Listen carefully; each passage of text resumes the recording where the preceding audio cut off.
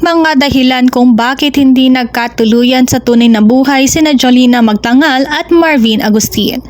Ang mga dating artista ng ABS-CBN Star Circle na sina Marvin Agustin at Jolina Magdangal ay kabilang sa mga pinakasikat na love team noong dekada 90 at unang bahagi ng 2000.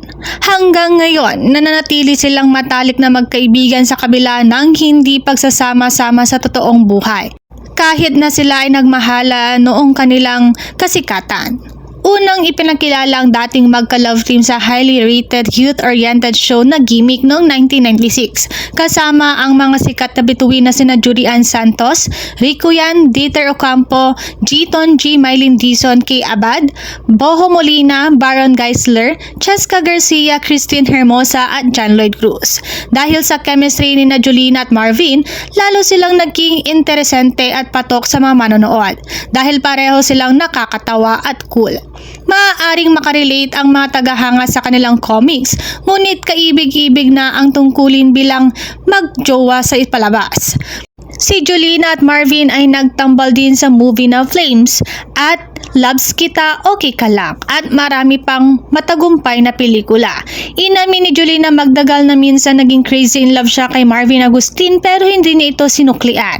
Idinagdag niya na ang isang babae ay madaling mahulog sa isang lalaki tulad ni Marvin. Bukod sa gwapo, maalalahanin, mapagmahal at maalaga. Ako, oo, crazy in love ako sa kanya, pero ayaw niya sa akin. Ewan ko ba dyan? Gusto pa ata niya ako ang manligaw sa kanya sa una.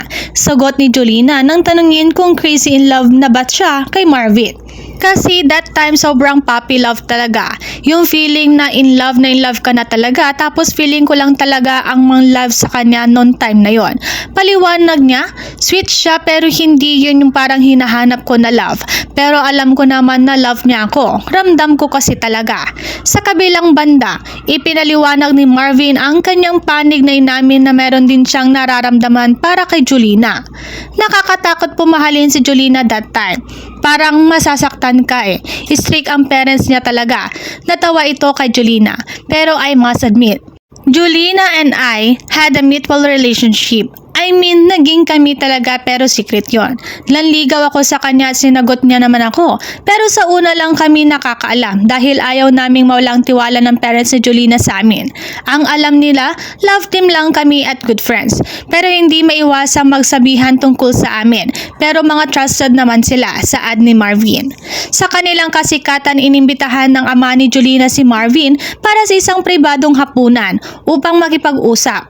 Inihayag niya ang kanyang galit na kung hindi tatapusin ni Marvin ang relasyon nila ni Jolina, mapipilitan siyang hilahin ito palabas ng love team at talent center. Dahil mahal ni Marvin si Jolina at gusto niyang maging mas masaya at mas matagumpay ang aktres, ginawa niya ang masakit na desisyon at tapusin ang kanilang relasyon, ayon sa kagustuhan ng ama ni Jolina. Samantala, ibinunyag ng press member na malapit kay Marvin na ang pangunahing dahilan ng kanilang breakup ay ang gusto ng kanyang mga magulang na mas mabuti kay Marvin, isang college graduate at isang mayamang lalaki para sa kanilang anak. Kapansin-pansin na si Marvin ay natuklasan ng isang talent scout habang nagtatrabaho bilang isang waiter sa isang fine dining restaurant. Samantala, si Marvin ay nagtrabaho ng husto bilang isang artista. Talagang na-challenge siya at naging very successful businessman. Nais niyang patunayan sa mga magulang ni Jolina at sa iba pang nagdududa sa kanya na ang halaga ng isang tao ay hindi nasusukat sa kung nakapagtapos sila ng kolehiyo o katayuan sa pananalapi. Samantala, ang kapamilya actress na si Jolina Magdangal ay happily married na kay Mark Escueta at meron silang 2 anak. Habang si Marvin naman ay happily married at may ilang restaurant at business investments.